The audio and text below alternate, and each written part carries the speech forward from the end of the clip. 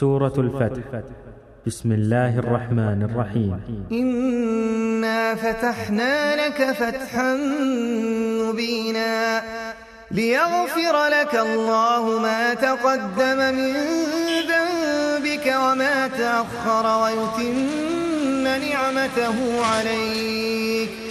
ويتم نعمته عليك ويهديك صراطا مستقيما وينصرك الله نصرا عزيزا. هو الذي أنزل السكينة في قلوب المؤمنين ليزدادوا إيمانا مع إيمانهم ولله جنود السماوات والأرض وكان الله عليما حكيما. ليدخل المؤمنين والمؤمنات جنات تجري من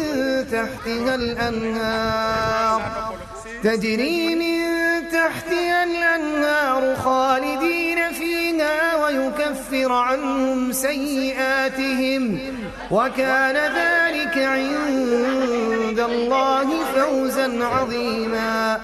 ويعذب المنافقين والمنافقات والمشركين والمشركات الظانين بالله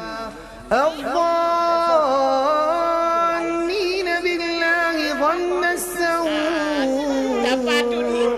عليهم دائرة السوء وغضب الله عليهم ولعنهم وأعد لهم جهنم وساءت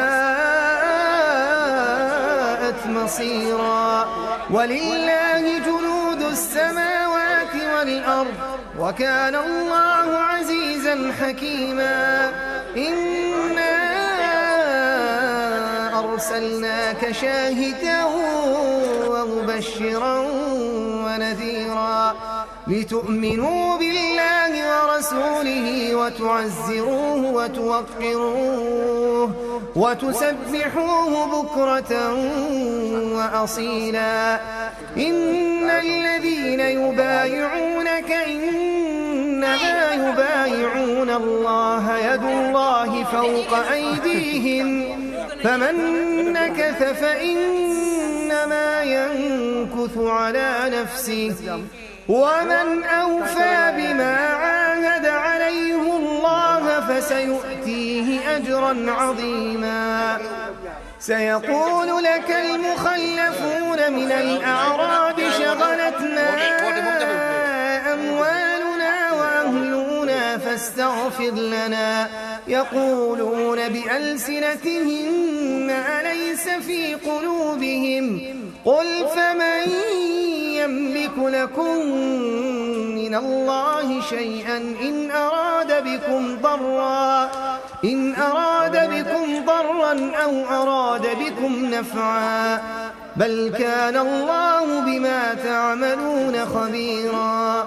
بل ظننتم أن لن ينقلب الرسول والمؤمنون إلى أهليهم أبدا وزين ذلك في قلوبكم وظننتم ظن السوء وكنتم قوما بورا.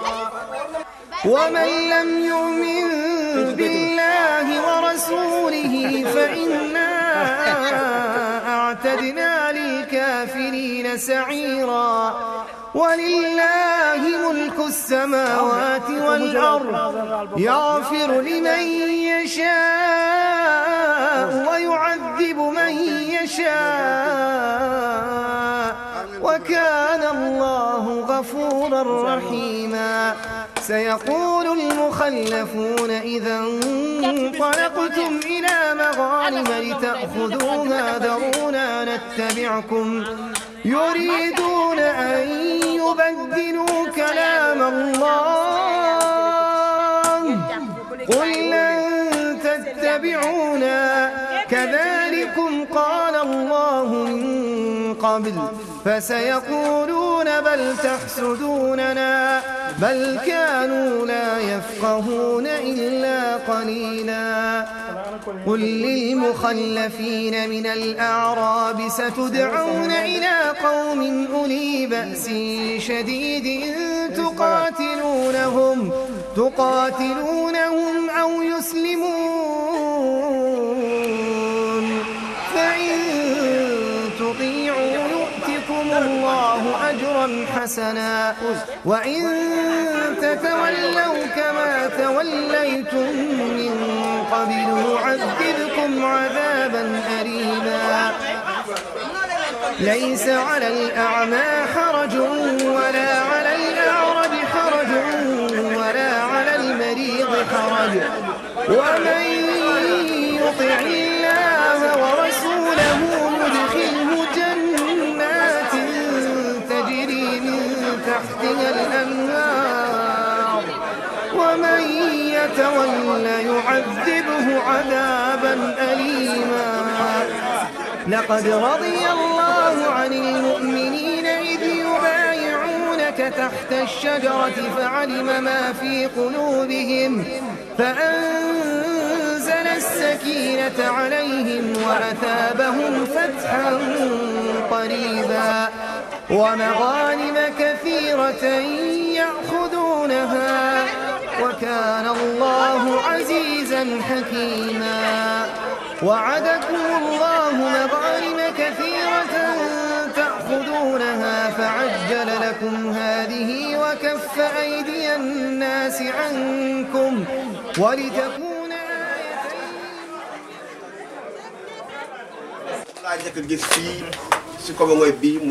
dem jàkk ci moom laa ko njëkk a gisee bi ñu nekk tout temps kon ñu koy ñaanal yàlla jéggal ko yàlla yërëm ko yàlla xare ko aljanna ak borom kiram ak njabootam ñëpp lay fa fekk ak ñu fa fekk yàlla yërëm leen yàlla jéggal leen yàlla am na ko mën na ko yàlla def di kontaan bu baax ci li nga xamante def ngeen ko nii wax dëgg am nañ ci bégte am nañ ci kontaan te yàlla fay leen yàlla bindal leen ay tiyaabu mu nekk dara ji yëkkati ci kattanu borom bi maam loolu wax nañ ko tam leen ko salaamaaleykum wa rahmatullahi wa barakatuh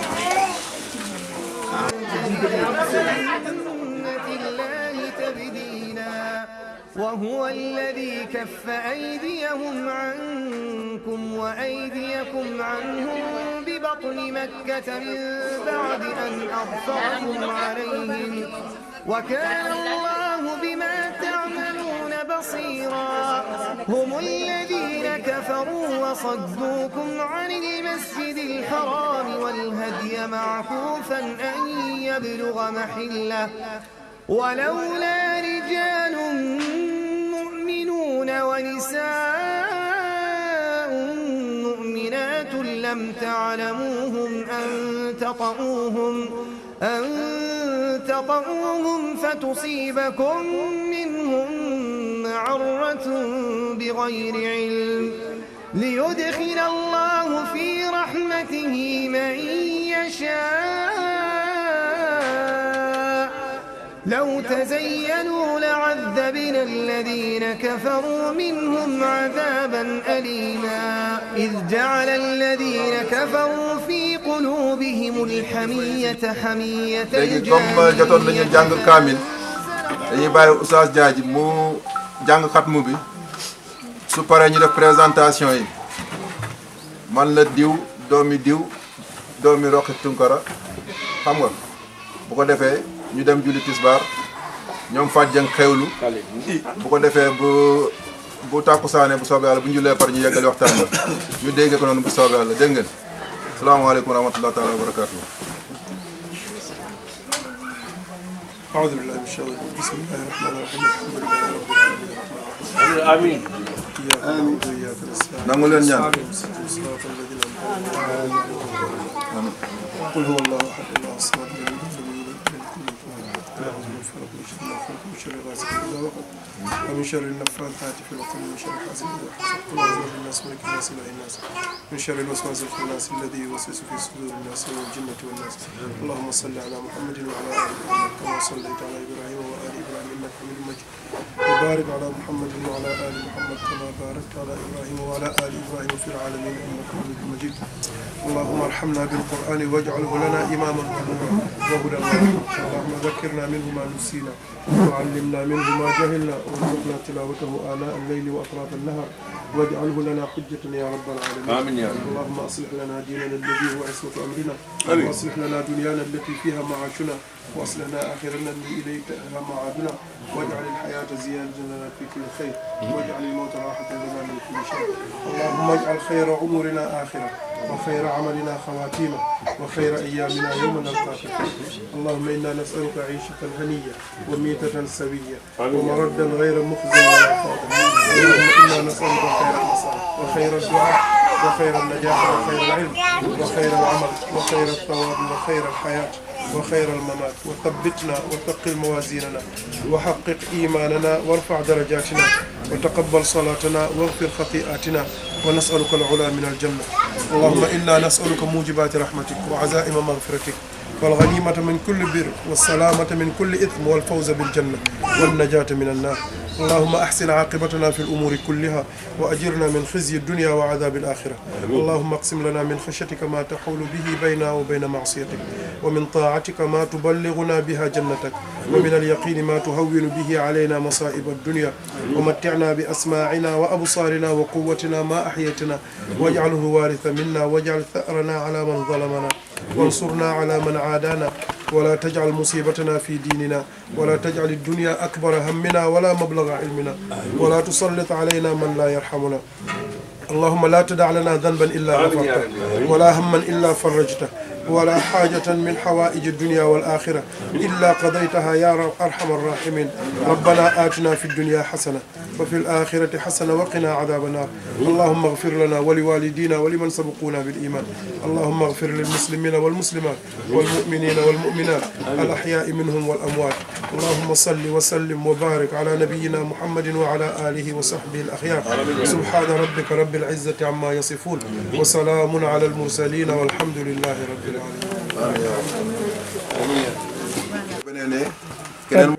asalaamaaleykum wa rahmatullahi taala wa barakatuhu. pour ñu comprendre affaire kaamil bi dajale wuñ fi nit ñi pour ñu jàng ko mais jàng nañ ko ba pare ba doon jàng xatmu bi tey bu déwénee incha allah mun na nekk Jaaji mun na nekk Bilal mun na nekk Ibou Diallo mun na nekk Seydou mun na nekk man mun na nekk keneen waaw. léegi nag bu loolu weesoo comme sànq tudd naa kilifa yi ah góor gi Diallo mi ngi fi Ibou Diallo mi ngi fi Ñaana Diallo mi ngi fi Binta Diallo mi ngi fi ñooñu Roqi moo leen meññ bu ko defee ñu tàmbali nag sët yi waaw ku nekk wax la Tamsir Diallo doomi góor gi Diallo doomi Roqi Tunkara. asalaamaaleykum wa rahmatulah taala wa barakatu. bismillah alhamdulilah wasalaatu wasalaamu ala rasulillah. man Jaaji Dramé laa tudd Jaaji Dramé doomu Fat Diallo Roqi Tunkara mooy yaayam. aja waaw. asalaamaaleykum wa rahmatulah. waaleykum salaam wa rahmatulah. maa ngi tudd El Hadj Boubacar Dramé doomu Fat Diallo di seetu Roqi Tunkara waaw man maay seetlu Roqi Tunkara parce que sama turandoo mooy jëkkëram. salaamaaleykum maa ngi nuyu ñëpp di leen jaajëfal di rafetlu si teewaay bi maa ngi tudd Ñaana Diallo doomu góor gi Diallo voilà merci.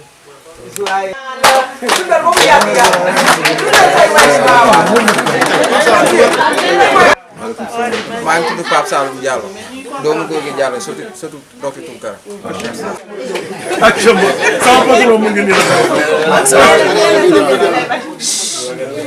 salaamaaleykum wa rahmatulah. maa ngi leen di nuyu di leen ziar maa ngi tudd Ibrahima Diallo doomu góor gi Diallo surtout. aja waaw waaw. man la Abdou Aziz Diallo. doomu.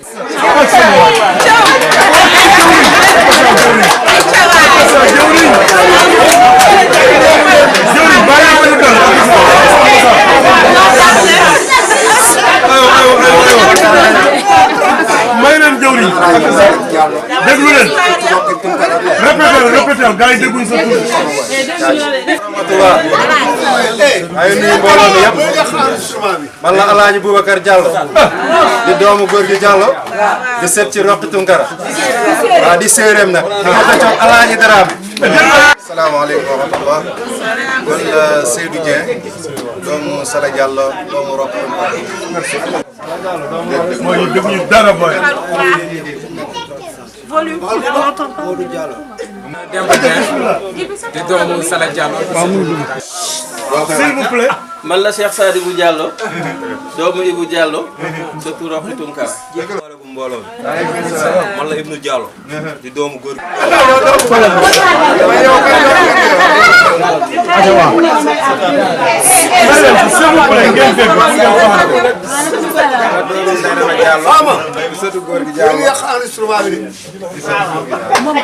déggu leen ko de.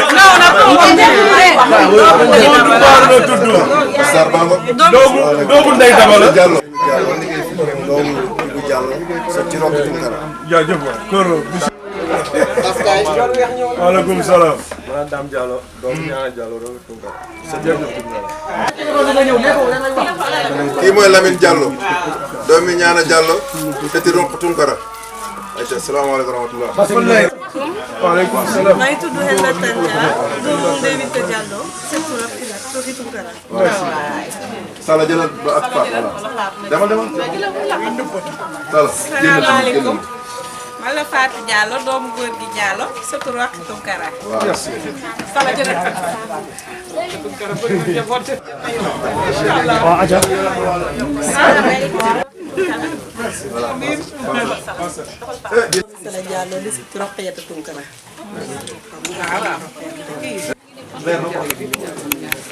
waaw aja waaw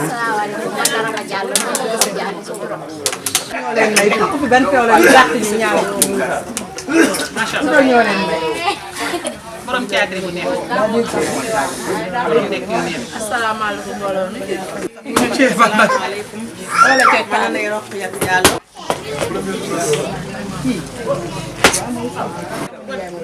waaw ci sët yi moom moo ci. waxoo dara. dégguñu kenn de kooku lu mu wax.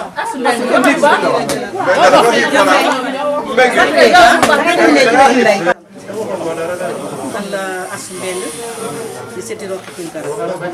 ci nekk turam ak santam xam naa ne ñi ma fi xam bëriwul man la Madina. waaw aja waaw asalaamaaleykum. waaleykum salaam. maa ngi tudd Ndeye Deyte Diallo. di doom Ñaana Diallo di seet si Roqi. maa ngi tudd Fatou Dieng di bàjjen si Ñaana Diallo bàjjen si góor gi Diallo bàjjen si Ndeye Binta Diallo ak Sala Diallo di seet si Roqi Tunkara. mbooloo mi maa ngi leen di nuyu man la Ndeye Ngara Diallo di doom ci góor gi Diallo di seet si Roqi Tunkara. asalaamaaleykum mbooloo mi man la Mame Diallo la ñu naan ko Mame Diaw di sët ci Roqi ci doomu góor gi Diallo di sët ci Roqi Tunkara di seen naam yéen ñëpp. aja waaw salaamaaleykum mbooloo mi. waaleykum salaam. man la Satu Diallo ñi di ma wax ndukku doom ci Ibou Diallo. waaw moom la ñuy waxal mais dafa xaw ma ñu téléphone ne xaw ma si lan. daje fii parce que moo ñu boole ñun ñëpp nekk suñu maam kii yàlla yërëm ko xare ko aljana yàlla na barkeem des ci njaboot bi dañuy wax ne ëpp nañu nii am nañu jiitu aussi ci sët yi ñu ñaanalaale leen yàlla yërëm leen mais am na ñu amul jotu mën a ñëw tey donc ñooñu ñëpp ñu nangul leen ngànt mais ñu xam ne lii initiative bu am solo la boo xam ne dañ cee war a jóge ku nekk si ñun nga fexe nga xam ki nga bokkal puisque am na ñu fi ñu bees ñoo xam ne peut-être tey la ñu mës a xamante ah donc waruñoo jógewaat fii bu ñuy dajewaat mu nekkaat un éternel recommencement ñu dellu si waat xamante waatuñu loolu du jaadu kon nañu xam ne dañoo war a xamante ay nit suñu bokkee dañoo war a ànd puisque comme ni ko olof yi di waxee mbokk alalu yàlla la dafa nekk la nag gis julli tisbaar jot na pour instant bi dinañ yeggale ñu waxtaan gën a yaatal xool naka la ñuy fexee ba lu mel nii mu bañ a dellu ginnaaw incha allah. waaw ñu ñaanalaale tamit ñi nga xamante ne rakk tamit lambu ndax lii moom ñaan bi luñ fi ñaalu ne yàlla da koy nangu. non man sax dama. yëpp yëkkatandoo. Fama yóbbu na palaat nee ko yóbbu palaat. Fama si nekkul ne la yóbbu ñoom sama ñoom bàyyi la yóbbu sama ñoom bàyyi yëpp yëkkatandoo yooyu yëpp mu def. mais soo ko dellee nii wala am toog fi am toog yow bool bi ngeen ma jox sànq.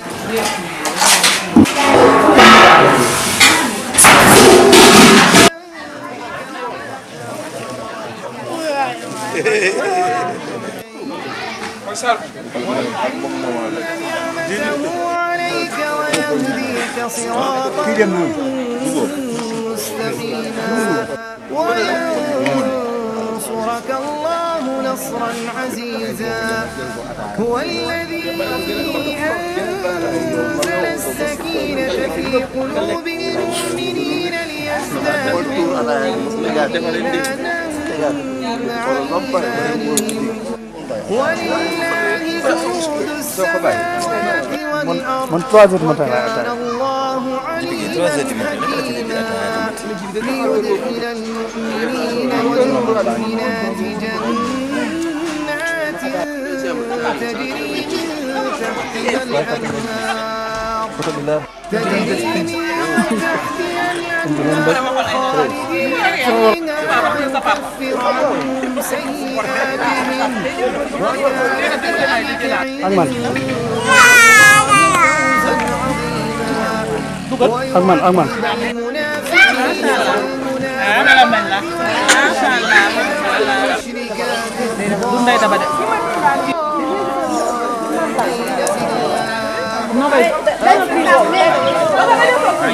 ويكفر عنهم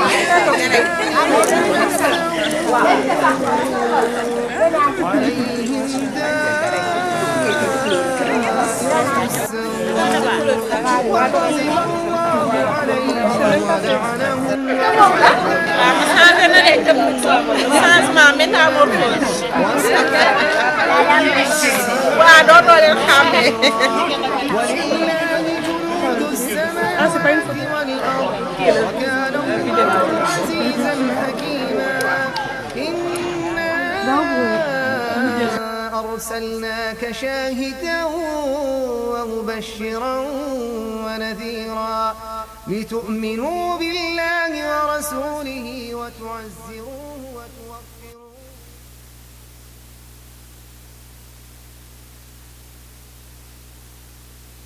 wax na suma yaay baax na kenn du nangu ne sa yaay baaxul dafa am benn doom bu jigéen muy Faat Diallo mi jur ñoom jaaje nii mu nekk ak moom fii amaat beneen doom muy Ndey Binte mu jël ko maye ko Samba Dia te xamul ndax dina am beneen man mi Faat Diallo mag na ma 9 ans mosu see séentu dara mosu see gëstu dara dem jaay ko ñëpp si pour mun a am lu ñuy doxee dépense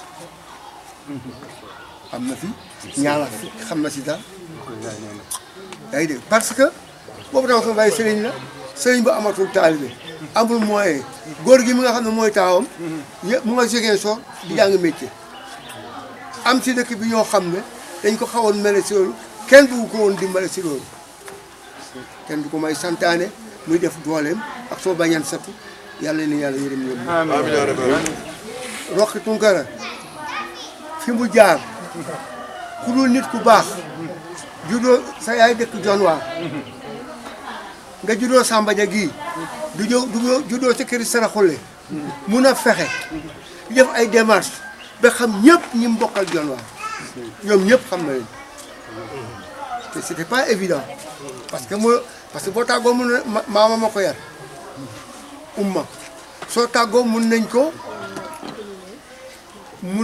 bañ a bàyyi mais muy def ay démarches ba xam ñëpp Roqi Binta moomu ngeen gis ku baax la parce que boo demee Jonwaar tey ñëpp a ko xam ñëpp a koy laajte sama maam Ngóor bàyyi Ngóor bu mu dee moom Roqi Binta Faat Diallo soo bayeen satu man ñun yëpp ñoo déparé fii dem Jonwaar si dëkk boobu te booba temps mbokkam yi bàyyiwuñ ko woon pour mu xam ay mbokkam mooy wax Samba ji laa bëgg a wax. Binta Senghor li ko andi Samba ja Binta Senghor moo jur Roqi.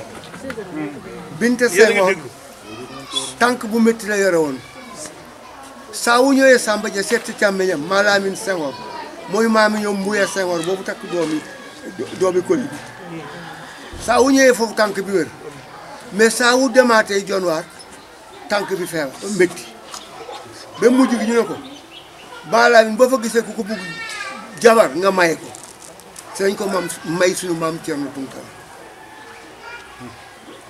mu am ko moom amoon na rak bu góor rakam bu góor boobu moom magoon Idi Jaxate mais dafa gaaw a teel a gaañu bu ko defee nag dinañuy wax juróom-ñetti maam yi nga xam ne ñoo meññ Roqi Tunkara ci jonwaar waaw parce que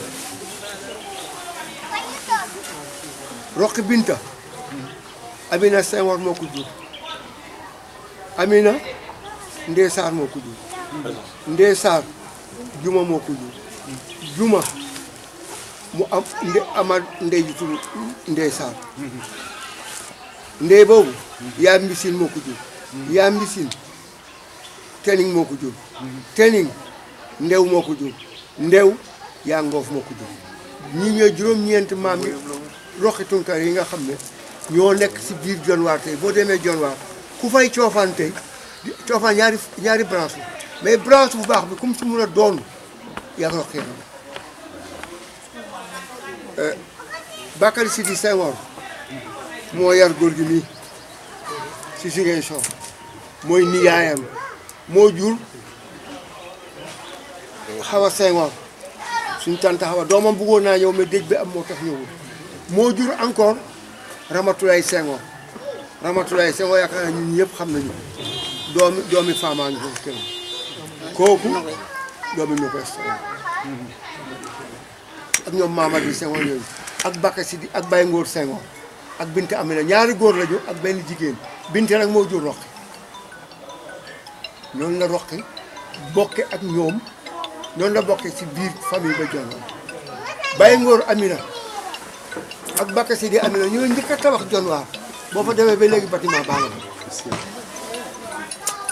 boo fa demee ba léegi bâtiment première construction en dur ay jonwaar ñoom ñoo ko def góor gi mi nga xam ne moo yaroo Ziguinchor ak moom ak suñu nijaay ma Kumba Caare bii gaañu tey ñoo fa newoon ñoo ñëpp dafa récupéré woon jarbaatam yëpp yóbbu leen Ziguinchor ñii bu jàngal nañ métier ñii di jàng école jii di jàng ma góor gi di jàng maçon ñooñu foofu la mu ne ko nag nit ku am personnalité wax ku ñeme nag suma yaay këram gi seen kër baayam bi Samba Dia dañ ko séddoon ba mu jeex tag kenn joxu ko parcelle mètre joxuñ ko mu ñëw fekk Idi Jaxate dañ war la mu waroon am moom jox ko moo jaabu sa marché bi la ko fekk ne ko yow mun ngaa doon sa baay doon suma baay delloo ko fa Idi Jaxate dem ne moo jaaba tasal say néeg Roqi jël kër googu may na ko fi sala delloo ko mu may ma ko ma delloo ko jaayal ko am di jaawal ñëw jox ko xaalis fu ngeen xam seen maam kan moom nag pour mun a joxe lekk la ñoom oustaz ñi nga xam ñooy borom xam-xam bu dee joxe lekk rek am na benn njëriñ su ma yaay dina ko am fii day jóge guddi fii dem ba kër amu yóbbu aali lekk jóge fii dem ba sa tëggee jóge fii ba presque kër gaasaan lu mu am joxe ko loolu ku koy def nit ku baax di ñaan yàlla daal li sax comme ni ko tam wax kenn mënul dara di ñaan ñu góorgóorlu indaal li mu am tey ba def ko ñi nekk fii ku ko si am war nga ko mën a def ndax li mu bokk si Roqi noonu ngeen fi bokk yaayam itam Ndey Binta mbaa nga dene ko ku nay la waaye dinaa ko gërëm non c'est vrai bàjjeni Ibu yaa ngi dégg parce que bàjjenu Sadibou Sadibou ak Ibu yaa ngi dégg parce que li Ndey def li Enda def bu si Ndey ànduloon Enda du ko def du dëgg ba mu ko xalaatee waxtaane kook moom wax dëgg yàlla daf ci ànd ku nekk xam na jasineer yi ñuy jëndal nii ñaata la ñaw bi ñaata la mais c'est de l'argent bu ko mënee jël jox ko ay niyaayam ñu ñaan yàlla itam yàlla fay ko ñeneen ñi mun ko am maa ngi gërëm ñëpp di sant ñëpp ngeen baal ma aleykum salaam wa rahmatulah. na ngeen def nuyu naa leen yéen ñëpp. ñu ngi lay fay. tey moom dañu fee dajee kontaan nañu. am na ñoo xam ne xam naa leen am na ñu ma xamul it. am na ñoo xam ne gëj naa leen a gis yàgg na. tey bi ma leen gisee dañ ma leen a présenté waat te samay doom lañu. donc occasion bi moom yal na sax rek. amiin ma leen di ñaanal yàlla yal na jëm kanam. abe nga xasuku ñu ni parce que bésub tey bii borom sarxule la yaa nen ni bu waxee mu ne Tunkara ma xandaxa mais ma di kama kunu nga rek si rek aga saqando ko bay alna mu la yenki nay di faarem porman ñu ngi koy ñaanal fi mu tudd yal na set amiin te daraja yonent defal ko mbolam julli merci jërëjëf yéen ñu déplacé ñëw jërëjëf bés bi nag ñu ñaanalante yal nañu yàlla may jàmm ñun ñëpp. amiin may ñu wér ak wér le. amiin xen daa ñu ngi koy ñaanal lu mu bëgg yal na ko yàlla defal. amiin te di boole si di jaale jëkkëri Roqaya dafa gaañu.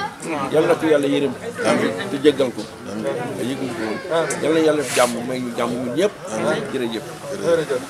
bisub tey bi nag kontaan rek lañ am kontaan rek ñee tëdd fee di maam buubu laay njëkk yaramam yëg na ko yaa ne ne noonu mais ñaan ñëpp képp ko fa xam ne mu ngi tëdd foofu yal na ko yàlla defal jàmm su ayof seen kaw lool ñi fi nekk yal na leen fi yàlla yàggal yokk seen wér ñuy sant nag sam papa góor gi Diallo ndax góor gi Diallo bay boy lu waay mën tey gannaaw yàlla moom la am na lu ma fekk lu bari kon lu ñuy ñaan tamit nañ ko ci boole yàlla guddal ay fanam wéeral yaramam waaw man dama kontaan parce que mënu ma wax ma famille bi moom man ñëpp dañ maa bëgg waaw di ñaanal sama càmmiñ li muy Tamsir moom yàlla rek lañ koy bàyyee nay wax amin toujours rek ndax ñu ngi néegi sëy yi waaye Tamsir de xool ni samay jigéen am nañu doom yi mag am nañu dara Tamsir xoolul dara Tamsir suba ba ngoon mi ngi xam lu ñu nekk mi ngi seet dëgg yàlla te lu mu mën doole mit mu ñu koy defal nit ki buy def lu baax si ay famille toogee na ko wax waaw géwél amul de waaye koo may wax waaw loolu moo am kon na bisu tey bi dañoo kontaan parce que man gis naa fi ñoo xam ne papa ñaana moo leen jur xaw ma leen fii lañ ma ko wan ma xamal leen tey te damaa ñaan yàlla mu jëm kanam waaw loolu laa ñaan yàlla keneen ak keneen noonu tey waa daal dañoo kontaan si xol dafa fees dell waaw bisu tey bi na ko yàlla yàggal te ñëpp fekke ko di ko tal yàlla yokk wërsëg gi lokk lépp kenn daal moom yàlla rek lañ lay bàyyee yàlla lañ lay bàyyee waaw yal na la yàlla fay li nga def ren di yàlla bu déwénee na yàlla na yokk yàlla na gën a yokk ak jàmm salaam salaam ñu ngi leen di ziar tamit bu baax a baax di ñaan yàlla yi ñu def ren bu déwénee yàlla na yokk ndaxte suñu waajur yi toog lépp ñoom la mais lépp tamit Buubu Diallo la ak Roqi ndax ñoom ñoo ñu won yoon bi ndax ñi ñu won yoon bi ñoom ñoo leen won yoon ndaxte ñoom ñoo baax seen njaboot ñëw topp ci baax ndax ñun ça fait mun nañoo wax ni fi mu toll ni am na 28 ans wala lu ko ëpp gisuñu faatu ñii ñoo fi nekk ñu ngi ñuy jàppale ñu ngi ñuy tette ñu ngi ñuy dimbali boobu ba léegi amuñu dara lu ñu naqari kon yal na yàlla yàggal leen fi yal na yàlla ñoo di fan bi bu paasee ñu ñëw ci Tamsir comme ni ma koy waxee chaque jour moo mag jaaje moo tax bu ñuy wax il faut ñu njëkkee ci Tamsir ndaxte tegale bu jubee keneen ku ci topp da ngay jub Tamsir moo jub ndax Tamsir daa roy ci ay baayam bi mu royee ci ay baayam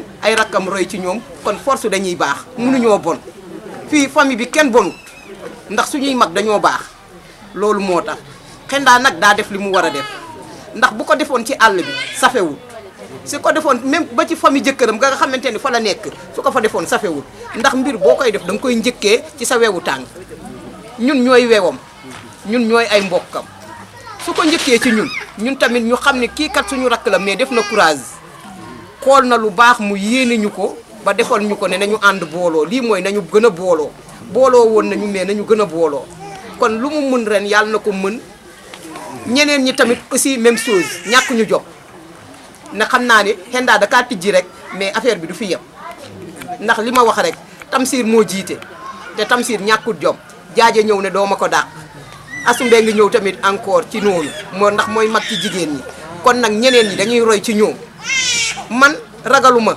li may wax ñoom ñëpp ñoo baax ci ñun ñoom ñëpp dañoo baax ci ñun ndaxte ñun doomu nijaay lañu doomu bàjjen mais am na côté boo xamante ni bu taxawee ñëpp ay doomu nday lañu doomu nijaay ak doomu bàjjen du fa am mais bu doomu nijaay taxawee ñoom it dañ koy taxawee ba mu mat sëkk dañ koy taxawee ba mu mat sëkk kon nag lu ñu mën ren yàlla na yàlla may ñu mën ko ay ati at yàlla kenn bañ a manqué bu déwénee yàlla na fi ñëpp wuy si waat yàlla mën nañ ko yàlla nañu ko yàlla yombal jërëjëf.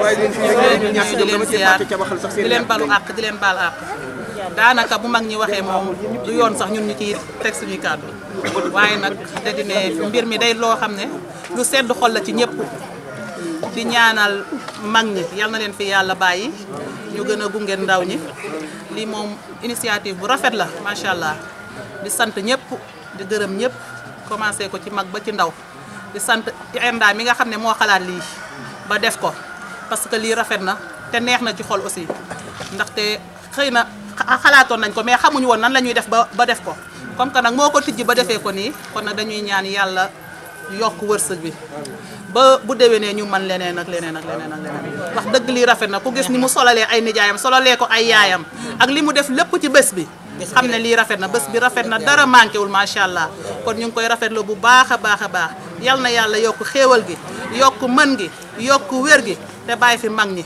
ñu di ñu tette barke Seydina Muhammad sallallahu alayhi wa sallam. maa ngi nuyu ñëpp maa ngi nuyu sama ñoom nijaay ak sama yaay ak sama mag yi sama rakk sama cousin sama cousine. dama bëgg a wax français parce que sama wolof leer te li ma bëgg a wax voilà c'est un peu précis ngeen jéggal ma ci loolu. Ok, donc tout d'abord je remercie tout le monde. Juste une précision, c'est vrai que depuis tout à l'heure on dit que c'est moi qui ai eu l'initiative, mais j'aimerais faire une petite précision là-dessus. De comment est venue l'idée du Yendu Seti Yanende. Ce jour-là, je parlais avec Niana. Je parlais avec Niana sur WhatsApp et on se parle souvent sur WhatsApp parce que moi, pour ceux qui ne savent pas, j'habite à Abidjan. Avant mon mariage, je venais presque chaque année au Sénégal. Mais après, là, c'est un peu plus compliqué pour moi. Donc ça fait longtemps que je ne viens plus. Mais j'ai gardé contact avec un bon nombre de personnes ici, dont Niana. Donc quand on parlait, je lui ai dit, c'est vraiment dommage qu'on ait une si grande famille et qu'on n'ait pas trop de liens, alors que, machallah, les petits-enfants de Yann Néné et de Mamboubou, on est quand même beaucoup sur différents horizons. Donc pourquoi pas créer un groupe WhatsApp. Au départ, l'idée c'était un groupe WhatsApp pour qu'au moins chacun ait des nouvelles les uns des autres. Ça a commencé par un groupe WhatsApp que Niana a créé.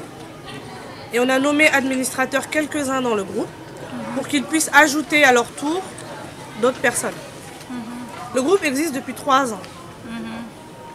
À l'époque, il y avait même ma grande sœur, Ndeye Bambi, donc elle, qui participait beaucoup d'ailleurs dedans, mais beaucoup de personnes écoutent les messages, mais peut-être comme moi, ne parlent pas souvent dans le groupe. Donc après est venue l'idée de pourquoi pas rendre cela physique. Ça serait bien qu'on se retrouve à Komongoy une fois par an ou peut-être tous les 2 ans, je ne sais pas, pour qu'on puisse se rencontrer et se connaître davantage. Parce que c'est vrai que je venais souvent, mais il y a quand même des personnes que je ne connais pas, qu'aujourd'hui j'ai pu rencontrer, comme ma cousine Founé que j'avais jamais rencontrée auparavant. C'est un exemple. Donc voici comment est venue l'idée. Et honnêtement, je ne voulais même pas qu'on sache que voilà, j'étais à l'origine ou quoi que ce soit. Franchement, moi ce que j'ai vécu aujourd'hui, c'est vraiment un plaisir. Vraiment. Je suis très contente. Et ce que je souhaite, c'est que ça ne soit pas juste du one shot, c'est-à-dire aujourd'hui et puis c'est fini. Il faut que ça se pérennise, il faut que ça continue. Même les personnes qui ne pourront pas être là physiquement, parce que moi je ne pourrais pas être là par exemple chaque année, mais qu'ils puissent participer de près ou de loin pour que l'événement ait lieu. Machallah, on est nombreux. Et peut-être que tout le monde ne peut pas y participer de manière financière, mais je pense que si on s'organise bien, de manière à huis clos, voilà, on peut faire en sorte que ça continue. Voilà, je ne vais pas être trop longue, j'aimerais remercier tout le monde vraiment et souhaiter que du bonheur à tout le monde ici. Merci à tous. ñu ne diw moo def nangam ndaxte lii idée la day tax keneen roy si genre Sadibou gi genre ñaane gi ñaane moom pour lu ci biir ñoom ñaar ñoo ko bokk mais bu yàggee Sadibou tamit bu loxo bi xawee bu poos bi xawee diis tuuti après moom tam dina ko def ndax xam naa ni ñàkkul jox Ibou Diallo tamit dina ñëw ci wet bi kon lu def lu baax rek bëgg nga ko ko dégg. Ma ne ngeen jégal ma pareegu ma désolée mais il faut que je parle de Yanene. Parce que pour moi, chacun connaît son histoire personnelle. Mais moi, la mienne, en fait, Yanene fait partie des personnes qui m'a le plus marqué dans ma vie, dans mon existence. La première fois que je suis venue au Sénégal, j'avais 10 ans. Je suis venue seule, sans mon père, sans ma mère, sans frère, sans sœur. Et quand je suis venue, j'étais un peu perdue parce que à part mes oncles qui parlent français, beaucoup de membres de ma famille ne parlaient pas français, donc j'avais du mal à communiquer avec eux. Et ce qui m'a marqué, c'est que quand je suis venue à Kobangoy, j'avais quelqu'un pour parler soninké avec moi. Et ça, c'était très important pour moi. Et honnêtement, je pense qu'à mon âge, je ne savais même pas que ma grand-mère parlait soninké. Pour moi, j'allais venir dans un pays où j'avais du mal à communiquer avec les autres, mais je voulais quand même venir. Et le fait que cette dame, cette brave dame, qui, comme j'ai dit, c'est une dame de fer, j'ai vu en elle beaucoup de qualités. Elle m'a donné envie de venir à chaque fois. Elle fait partie des personnes qui m'ont donné vraiment cette envie de venir à chaque fois au Sénégal. Ceux qui me connaissent, vous avez dû remarquer que je venais souvent. Parce que Yanene, c'était une référence pour moi. Je m'asseyais avec elle dans sa chambre et je pouvais parler avec elle toute la soirée. Je profitais vraiment d'elle parce qu'elle me racontait beaucoup de choses. Et du fait qu'elle parlait soninké comme moi, j'étais à l'aise avec elle. On discutait beaucoup. Jusqu'à ce que certains même me disaient « Mais toi, tu es tout le temps dans la chambre avec la vieille, mais toi, tu es une vieille. » Je disais « Non, j'aime beaucoup comment on discute. » Et elle me disait aussi que elle fait plaisir de parler avec moi en soninké parce qu'elle est soninké, mais souvent elle a du mal à trouver quelqu'un avec qui parler. Bref, pour faire court, j'aimerais dire vraiment que c'était une dame qui était vraiment très courageuse, travailleuse. Donc toutes les femmes de cette famille, en tout cas qui ont pu prendre d'elle ce côté-là, je pense que ça vient de Yanene. Une femme très brave, une dame de fer. Donc nous aujourd'hui on essaye de copier son modèle, Inch'Allah. Merci beaucoup. Parce que mun naa wax ne moom laa xam comme yaay. donte sama maam la. parce que bi may ñëw fii xaw ma kenn xaw ma lenn. moom moo nekkoon sama lépp. ma ñëw ñu jox ma sama ñoom nijaay. ma nekk ak sama ñoom nijaay boobu mun naa wax ne xaw ma sama yaay. xam nga man moom laa xam quoi. ñu nekk fi pour booloo boobu ba na tas moo tax yàlla dafa def doom bi ma njëkk a am. xëy na laa ko doon tuddee yàlla.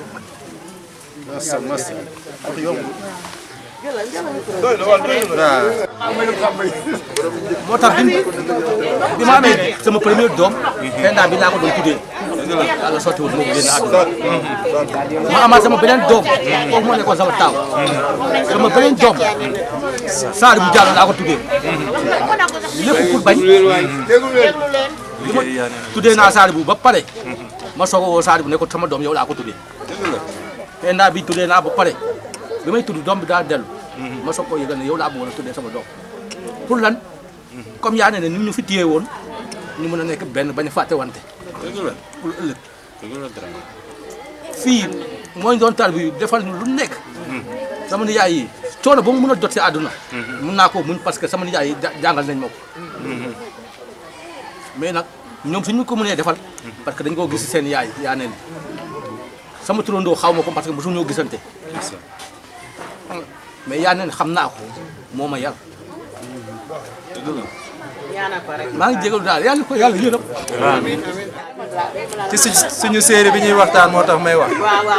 man Alaaji maa ngi nii ba léegi aw ma soxna ba mu demee ba léegi mënu maa bëgg keneen waaw bu ngeen ci jàppul nag bu ngeen ci jàppul du ma am soxna yéen a ci war a jàpp ma am soxna ndax moom rek laa noboon maa kii ñoo ko daan xëccoo néegam lañ daan nekk di ko xëccoo kii xam na ci tuuti lu mu bon bon ndax à l'âge de 10 ans bi muy wax fii la ma fekkoon Enda fii la ma fekkoon keroog bi muy ñëw sam papa wu mii moo ko jëli woon aéroport c'est vrai noonu la demee kon histoire yi fàttewuñu ñu leen di xamal ne ñu ngi ci bis tay si ku ñuy waxtaanee muy yaay neen ah liñ naan jigéen ju mën góor man ci kooku laa doon déggee loolu te du moom moo ko doon génnee ci làmmiñam dem si yàlla ñi ma bëgg a wax xam nañ leen ci dëkk bi lañ nekkoon ñoo ma ko doon wax samay nopp ma nekk ci kër gii yaay neen ne amul morom bépp jigéen nag bu bëgg a raw bu ne da ngay roy ni moom mel ni yaay neen te foog naa jëf na ko ci ñu bari ci yéen waaw kon nag amul leen luñ ciy wax lu dul di ko sant di ko ñaanal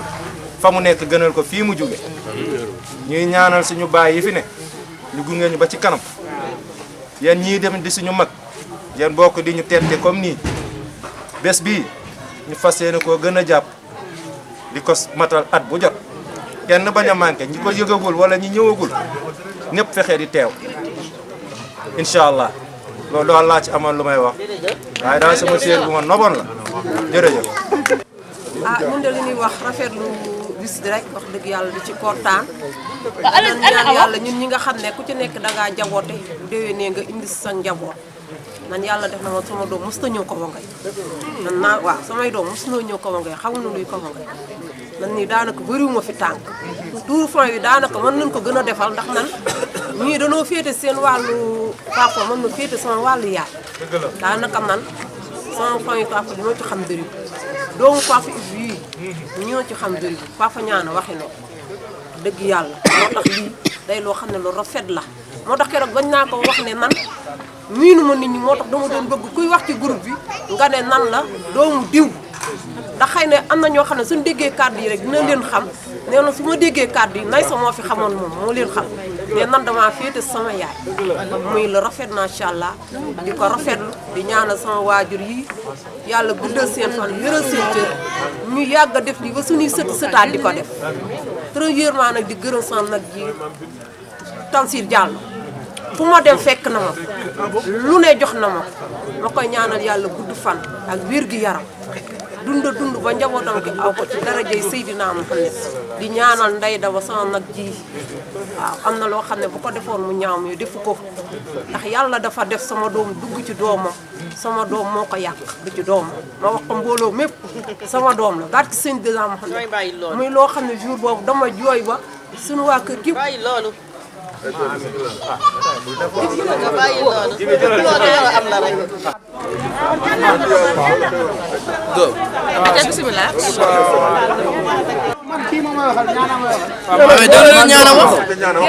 asalaamaaleykum ñu ngi nuyu kilifa yi bu baax a baax di rafetlu seen teewaay fii nii di leen jaajëfal bu baax a baax waaw voilà di jaajëfal kilifa yi bu baax a baax di rafetlu teewaay ñëpp ak déplacement bi di wax nit ñi nga xam ne tamit ñëwuñu te ñu am ngant bu amatee yàlla na yàlla may ñu mun a ñëw voilà man damay wax si famille lu may waxee si famille mooy yaakaar naa ni famille bi ndawul tey bu fekkee dañuy wax ne góor gi ak ay raxam ñoom mun nañ wax ni seen wàll wéy na si lan di jokku mbokk wala di rafetal tey am na ñi nga xam ne ñoo ko jiite boo xoolee am nañ groupe WhatsApp amoon na muy dox lu yàgg doxatul tey déplacement yombul ku ne mais yaakaar naa bu fekkee am na groupe boo xam ne dañu fa ne ñi fa nekk famille la par ñaari fan ñetti fan ku nekk dugg waxtaan xam si kii ñëpp a ngi si jàmm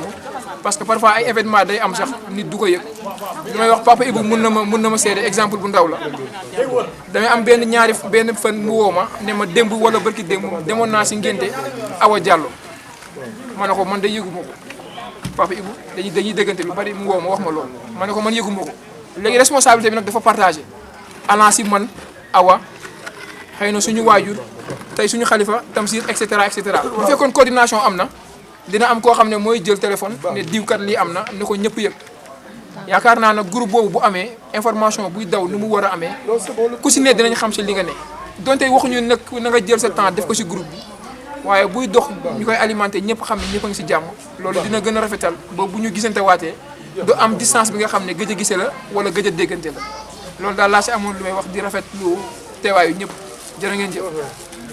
jërëjëf Diallo Guèye yaa ma Sadou bu am xaaral ma tourné caméra bi. waa Déthié. Aja ñëwal. 12 mètres. ñëwal Aja. cadre nga. ñu dem bu baax. salaamaaleykum tout le monde. maa ngi ziar ñëpp. sigil. waaw. di sant ñëpp aussi di gërëm ñëpp ci déplacement avec initiative bi parce que lii quand même lu baax la loo xam ne nii vraiment waroon na mën di yàgg am. voilà c'est vrai que nag tey la soog a am du ñaan yàlla quand même mu doon loo xam ne nii luy continuer la doon lu sax parce que xamante dafa am solo famille ñu ko xës a bokk dañ ko dara mënatu koo ti te lii nii vraiment tax na ñoo xam ne gëjoon nañu gisee ñoo xam ne amaana daa duñ déggante donc nañ fexe daal li doon loo xam ne nii quand même lu sax la ren début la donc ñu ñaan yàlla bu déwén gi dàq bu déwén jéeg bi dàq beneen yoon aussi gën a neex mais nag boo xoolee dañ ne yendu sëtu yaaneen mais pratiquement yendu doomu yaaneen ne waaw ça se voit. voilà parce que boo xoolee quand même gis nga leen ñoom fi ñu toog. waaw ça se voit. voilà bon di leen ñaanal aussi ñoom ñu yàgg fi yàlla may leen wër ñoom aussi ñu dem ba seen sët di leen ko defal donc comme ni ko maire waxee xaw ma ni ko sam papa waxee mu ngi naan maire dafa nay mais nay ci deretu coofaan la nekk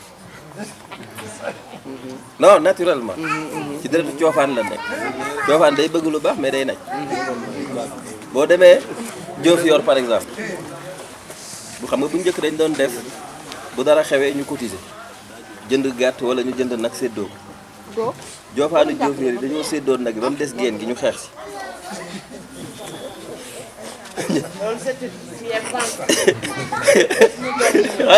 ñu xeex ci génn gi laa la wax de xeex parce que nee nañ génn gi dañ ko war a dagg ku nekk am ci kon donc non li ma leen wax di caaxaan de kon donc buñ nee coofaan dafa nay wax dëgg fa yàlla bu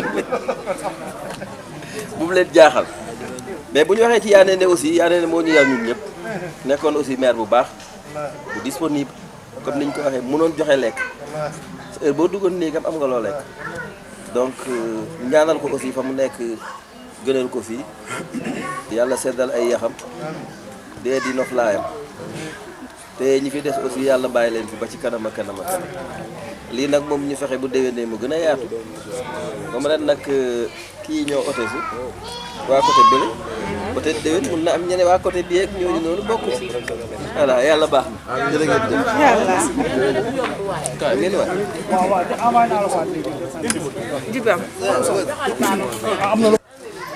waaye aussi waruñu fàtte suñu yaay yi ndax xam naa ne li gars yi wax rek ah foo gis góor gu baax jigéen ju baax ci wetam man Diallo de mun naa seede ci waa kër gi lu bare